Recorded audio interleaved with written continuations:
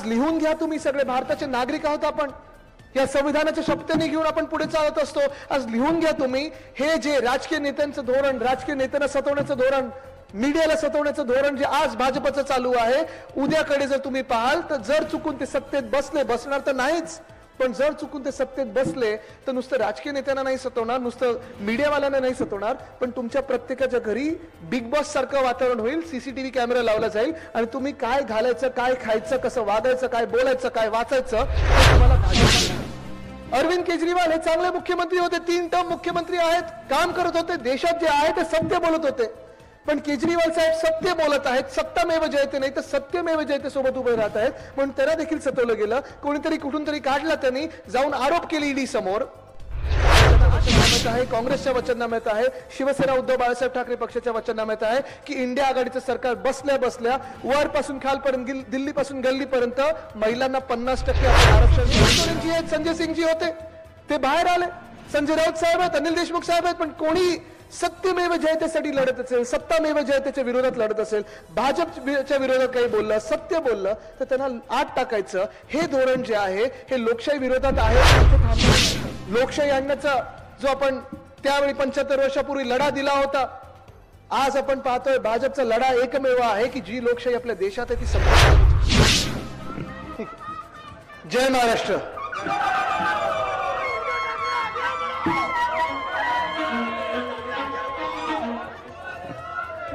आताच बस 4 जून बुकिंग आत्ताच करून ठेवा. आत्ताच ऐकत असताना विनायक राऊत साहेबांचं ऐकत होतो मी, भावी खासदारांचं ऐकत होतो मी, आणि बोलता बोलता त्यांनी सांगितलं की मला तिथे एक डुप्लिकेट नावाचं कोणतरी उभं केलेलं आहे समोरून. राऊत साहेब हे सगळीकडे त्यांनी केलेलं आहे, मग दक्षिण मुंबईत असो, अनेक वेगळ्या आपल्या महाराष्ट्राच्या मतदारसंघात असो, जिथूनही महाविकास आघाडीचे उमेदवार उभे आहेत, तिथे या भाजपवाल्यांनी असे लोक देऊन ठेवलेत जे डुप्लिकेट नावाचे आहेत, चिन्ह जवळची जवळ दिलेले आहेत. म्हणजे जर राष्ट्रवादी शरदचंद्र पवार साहेबांची काँग्रेस असेल तर तिथे त्यांना बरोबर तुतारीच्या जवळच अजून एक वेगळी तुतारीचा एक प्रयत्न केलेला आहे. जरा हा थोडा एक कुठचा तरी स्पीकर चालू करा ना, म्हणजे मला ऐकू येईल. पण हे सगळं होत असताना गंमत अशी आहे की डुप्लिकेट नावाचे लोक उभे करूनही ह्यांची काही मतं ह्यांना मिळत नाहीत, भाजपवाले जिंकत नाहीत ना एनडीए जिंकत आहे. आणि म्हणून आपल्याला हे बाहेरचे लोक आता येऊन शिकवायला लागलेत असली सेना कोण, नकली सेना कोण, असली राष्ट्रवादी कोण, नकली राष्ट्रवादी कोण. म्हणून तुम्ही एका वेळी तुम्ही आम्हाला येऊन बोलता तुम्ही नकली आहात, तुम्ही खोटे आहात, तुम्ही हे सोडलं आणि तुम्ही ते सोडलं. हे सगळं ठीक आहे, तुम्ही हिंमतच सोडली, तुम्ही आमच्या समोर डुप्लिकेट नावं उभे करायला लागलेत. तुमची काय ताकद आहे देशभरात? आज देशात जे चित्र उभं राहायला लागलेलं आहे, प्रत्येक मतदारसंघ मी पाहत आहे, महाराष्ट्रातून जवळच पाहत आहे, पण देशाच्या प्रत्येक राज्यामध्ये आपण पाहतो बदल हा घडत आहे, परिवर्तन हे होणार. आणि 4 जूनला आपलं सरकार दिल्लीत बसणार म्हणजे बसणार, हे आता ठामपणे आपल्याला कळायला लागलेलं आहे. 2 महिन्यापूर्वी आपण कदाचित ह्यांची भाषणं ऐकत असताना, ह्यांची ऍडव्हर्टाईज बघत असताना ते इंडिया शायनिंग सारखं विकसित भारत चालू केलेलं आहे, आणि मग वेगळा एक नारा दिला होता, अब की बार 400 पार. 400 पार 400 पार पहिले 1-2 आठवडे आपण ऐकलं, आणि ते 400 पार आता गायब झालेलं आहे. मग आलं मोदी सरकार, ते गायब झालं, मग येणार भाजपा सरकार, ते गायब झालं. आता आलेले हे एनडीए सरकारवर. म्हणजे तुम्ही विचार करा, आज देशात परिस्थिती अशी आहे भाजपची, 400 पार करायला 300 तर पार करायला लागतील, 300 पार करायला 250 पार करायला लागतील. पण परिस्थिती ही आहे, खरी परिस्थिती ही आहे, त्यांच्या स्वतःच्या आकड्यांप्रमाणे हे 200 देखील पार करत नाहीत आपल्या देशामध्ये. साधा जर तुमच्या घरी कोणी आलं भाजपच्या प्रचारासाठी आणि सांगितलं तुमचं मत फुकट जाणार आहे, तुम्ही मशालीला मतदान करू नका, तुम्ही भाजपला मतदान करा, असं कोणी सांगितलं तुम्हाला, तर तुम्हाला हे देखील सांगतील की तुम्ही जर त्यांना मतदान केलं, भाजप सोडून कुठच्या दुसऱ्या पक्षाला मतदान केलं, तर तुमचं मत फुकट जाणार आहे, कारण आमचंच सरकार येणार आहे, 400 जाणार. तर मी विचारा तुम्ही त्यांना की कुठच्या राज्यातून नक्की तुम्हाला बहुमत मिळतंय, तुम्ही कुठच्या देशात नक्की 400 पार करतात, भारतात तर पार करत नाही आहात. मध्यंतरी मला वाटतं मागच्याच आठवड्यात मी काँग्रेसचा एक नारा ऐकला होता, साऊथ से साफ आणि नॉर्थ में हाफ, अशी भाजपची स्थिती होणार आहे. साउथ से साफ, नॉर्थ में हाफ. दक्षिण भारतात जर बघितलं आपण तर दक्षिण भारतामध्ये ना केरळमध्ये त्यांची सीट येते, ना कर्नाटकमध्ये सीट येत आहे, ना तामिळनाडूमध्ये सीट आहे, ना आंध्रमध्ये सीट आहे. कुठेही दक्षिण भारतात भाजपची सीट येत नाही, एक सुद्धा सीट येत नाहीये. आणि हीच परिस्थिती आपण पाहत असाल संपूर्ण भारतात. काश्मीरमध्ये तर अशी परिस्थिती झाली विनायक राऊत साहेब, तुम्हाला सांगतो, आश्चर्य वाटेल तुम्हाला. इथे 5 वर्षापूर्वी 370 कलम काढलं गेलं होतं, बरोबर. आणि आपण पण त्याला पाठिंबा दिला होता, आपण पण तो दिवस साजरा केला होता. आपलं देखील स्वप्न होतं की 370 कलम हे काढलं पाहिजे. ते काढल्यानंतर ते आपलं सरकार होतं, ते एनडीएचं सरकार होतं. पण ते काढल्यानंतर आपल्याला वाटलं होतं 5 वर्षामध्ये जम्मू काश्मीरमध्ये आणि लडाख त्यांनी वेगळं केलं, केंद्रशासित राज्य केलं. तो विषय वेगळा आहे, त्याच्यावर मी येणार आहे. पण आपल्याला वाटलं होतं जम्मू आणि काश्मीरमध्ये सुख शांती येईल, प्रगती होईल, तिथे काश्मीरी पंडित आहेत त्यांना पुन्हा एकदा त्यांच्या घरात जाण्याची संधी मिळेल. पण आज परिस्थिती अशी आहे, हे भाजपवाले विचारतात तुम्ही अमेठीतून का नाही लढत, तुम्ही इथून का लढता आणि तिथून का लढता. आज मला भाजपला विचारायचं आहे, 370 कलम काढून 5 वर्ष झाली. तुम्ही दावा करत आहात आतंकवाद संपलेला आहे, तुम्ही दावा करताय तिथे सुख शांती चांगलं एक प्रगती झालेली आहे, समृद्धी आलेली आहे, तुम्ही दावा करत आहात की आता आपलं तिथे राज्य नीट निर्माण झालेलं आहे. असं जर असेल तर 5 वर्षानंतर देखील भाजपाला काश्मीरमधून लढायची हिंमत का नाहीये? काश्मीरमधून एक सुद्धा उमेदवार उभा केलेला नाहीये भाजपाने. जम्मू मधले दोन्हीच्या दोन्ही सीट हरतात असं मला कळत आहे. आणि लडाखमध्ये अशी परिस्थिती आहे की मागच्या 5 वर्षात जे लडाखचे भाजपाचे खासदार होते त्यांनी या वर्षी जाऊन तिथे राजीनामा दिलेला आहे, माफी मागितली लडाखी लोकांची, तिथे माफी मागितली लडाखी लोकांची की चुकून त्यांनी भाजपात प्रवेश केला आणि खासदार झाले, पुन्हा एकदा करणार नाहीत, कारण भाजपानी त्या लडाखची वाट लावलेली आहे. सोनम वांगचुक नावाची जी व्यक्ती आहे, आपण सगळ्यांनी ऐकलं असेल 3 इडियट पिक्चर मध्ये त्यांच्यावर तिथे थोडं काही घेतलं होतं त्यांचं. नंतर अनेक वेळा त्यांच्याबद्दल ऐकलेलं आहे. पर्यावरणासाठी लढत असतात, लडाखसाठी लढत असतात. तरी साधे प्रश्न उपस्थित केले होते भाजपाच्या या केंद्र सरकारला की लडाखमध्ये जे चीन घुसतं त्याच्यावर तुम्ही का बोलत नाही आहात? लडाखला जे तुम्ही वचनं दिली होती 5 वर्षापूर्वी, जेव्हा 370 कलम तुम्ही काढलं होतं, लडाखला सांगितलं होतं तुम्हाला वेगळे मुख्यमंत्री मिळतील, तुम्हाला वेगळं राज्य म्हणून आम्ही घोषित करू. 5 वर्ष झालेलं आहे, अजून वेगळं राज्य तुम्ही घोषित का नाही केलं? 30 ते 40 हजार लोक, लडाखी लोक तिथे रस्त्यावर बसले आहेत, उपोषण करत आहेत.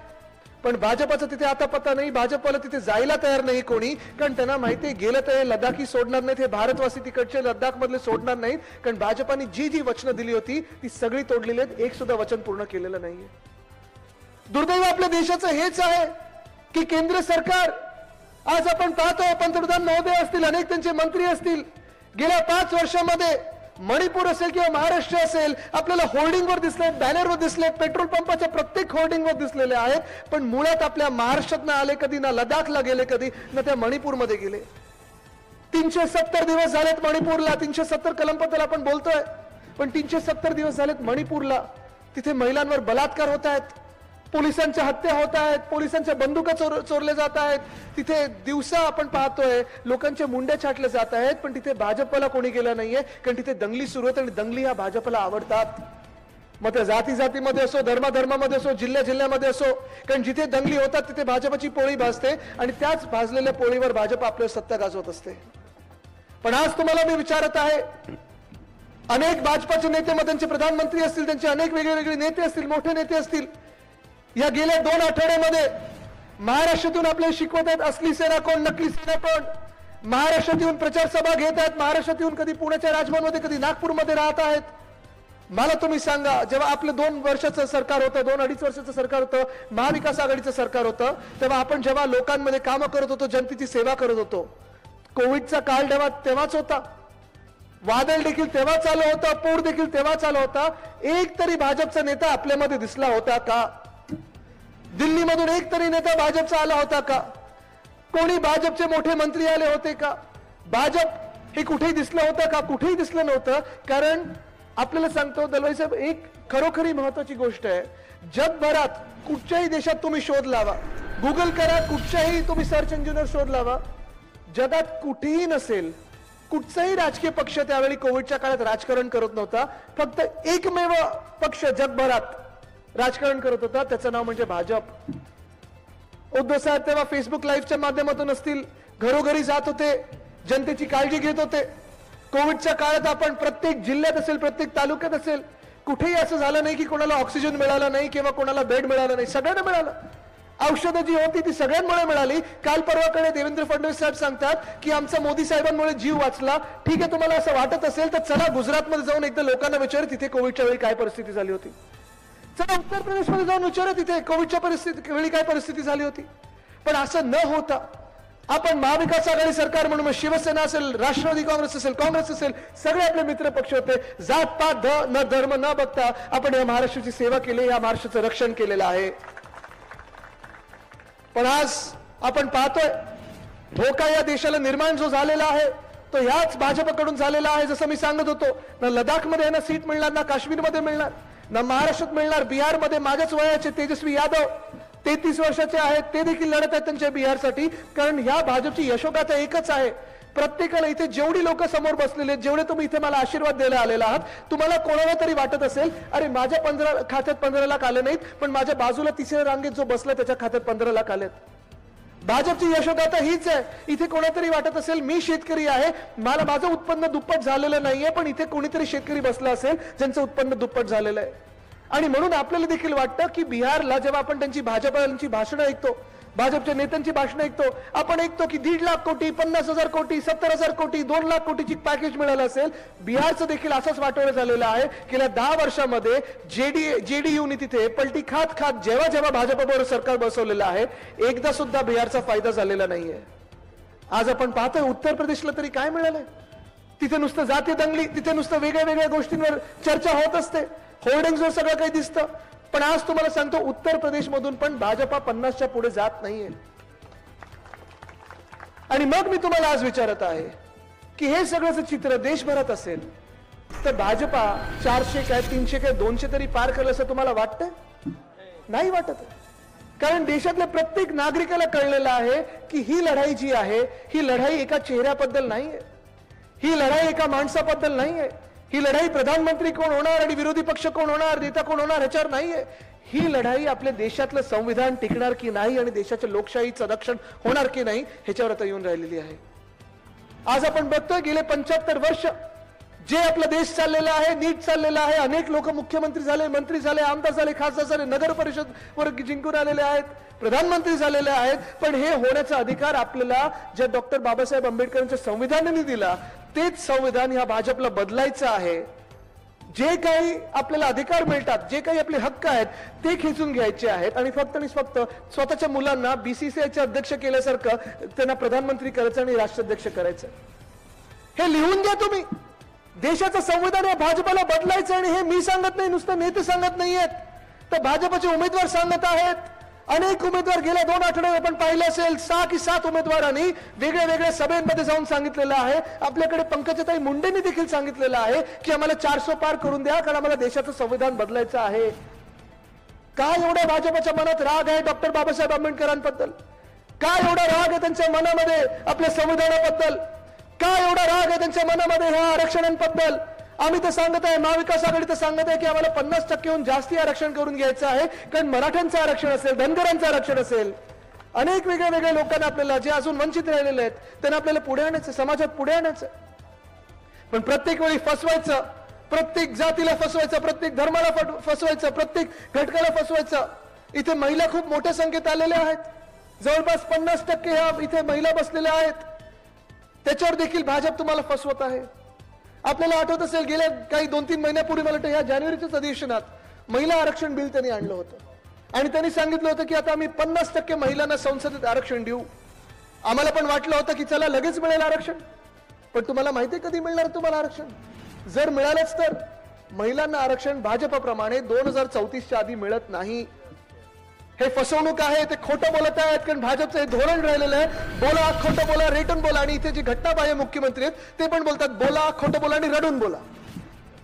पण आज आपण पाहतोय महिलांना आरक्षण देण्यासाठी ज्या अटी त्यांनी टाकलेल्या आहेत भाजपाने, त्याच्यात असं करून ठेवलेलं आहे की पहिलं निवडणूक झाल्यानंतर पुढच्या वर्षी जनगणना होणार, सेन्सस होणार. ते झाल्यानंतर कमीत कमी त्याला 1.5 वर्ष लागणार सेन्सस पूर्ण व्हायला. त्याचं पूर्ण अनालिसिस आणि वाचन झाल्यानंतर देशातले पूर्ण सीट्सचं डिलिमिटेशन होणार. डिलिमिटेशन म्हणजे लोकसभा मतदारसंघ कुठच्या राज्यात जास्ती पाहिजेत आणि कमी पाहिजेत. नुसतं बाउंड्री बदलणार नाहीत, कुठच्या राज्यांच्या सीट कमी करायच्या, त्याच्यात महाराष्ट्राचा देखील आवाज ते कमी करणार आहेत. भाजपला महाराष्ट्र आवडत नाही, भाजप महाराष्ट्राचे लोकसभा मतदारसंघ कमी करणार आहे. आज आपण 48 निवडून देतो, देशात दुसऱ्या क्रमांकावर आपण यूपी 80 देतो, आपण 48 देतो. आपल्या सीट ते कमी करून साधारण 25 किंवा 30 वर आणतील, आपला आवाज दाबण्याचा प्रयत्न करतील. आणि हे सगळं झाल्यानंतर आरक्षण आता कुठच्या सीटवर द्यायचं त्याचा अभ्यास सुरू करतील. म्हणजे पुढच्या 10 वर्षात देणार नाही. आपल्या इंडिया आघाडीच्या वचननाम्यात आहे, काँग्रेसच्या वचननाम्यात आहे, शिवसेना उद्धव बाळासाहेब ठाकरे पक्षाच्या वचननाम्यात आहे की इंडिया आघाडीचं सरकार बसल्या बसल्या वरपासून खालपर्यंत, दिल्लीपासून गल्लीपर्यंत महिलांना 50% आपण आरक्षण करून देणार, राजकीय आरक्षण आणणार. पण आज देशात आपण चित्र पाहत आहोत. लोकशाही आणण्याचा जो आपण त्यावेळी 75 वर्षापूर्वी लढा दिला होता, आज आपण पाहतोय भाजपचा लढा एकमेव आहे की जी लोकशाही आपल्या देशात आहे ती संपून टाकायची. दिल्लीत पहा ना काय चाललंय. अरविंद केजरीवाल हे चांगले मुख्यमंत्री होते, 3 टर्म मुख्यमंत्री आहेत, काम करत होते, देशात जे आहे ते सत्य बोलत होते. पण केजरीवाल साहेब सत्य बोलत आहेत, सत्तामेव जयते नाही तर सत्यमेव जयते सोबत उभे राहत आहेत. म्हणून त्यांना देखील सतवलं गेलं. कोणीतरी कुठून तरी काढला, त्यांनी जाऊन आरोप केले ईडी समोर आणि त्यांना आत टाकलं. आज झालं 1 महिना ते आत आहेत. तसंच हेमंत सोरेनजी आहेत, संजय सिंगजी होते, ते बाहेर आले, संजय राऊत साहेब आहेत, अनिल देशमुख साहेब आहेत. पण कोणी सत्यमेव जयतेसाठी लढत असेल, सत्तामेव जयतेच्या विरोधात लढत असेल, भाजपच्या विरोधात काही बोललं, सत्य बोललं तर त्यांना आत टाकायचं हे धोरण जे आहे हे लोकशाही विरोधात आहे. पण इथे थांबणारं नाहीये.